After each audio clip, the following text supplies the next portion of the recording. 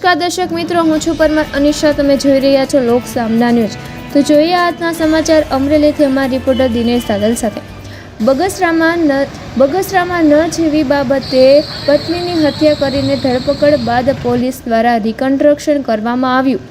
અમરેલી જિલ્લાના બગસરા ખાતે marketing yard પાછળ આવેલા વિસ્તારમાં થયેલી એક હત્યાની ઘટનાએ સમગ્ર વિસ્તારમાં ચકચાર મચાવી છે.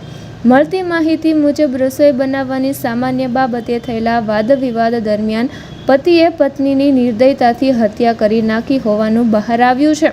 મૃતક તરીકે વિલાસબેન પરમારની ઓળખ થઈ છે, ત્યારે આરોપી પતિ વિજય પરમારે પોલીસે ઝડપી પાડી લીધો છે. ઘટનાની ગંભીરતાને ધ્યાનમાં રાખી પોલીસે તાત્કાલિક તપાસ શરૂ કરી હતી. આરોપીએ ત્રિકમ અને કુહાડી જેવા ઘાતક હથિયારોનો ઉપયોગ કરી પત્ની પર હુમલો કર્યો હતો, જેના કારણે મોત નીપજ્યું હતું.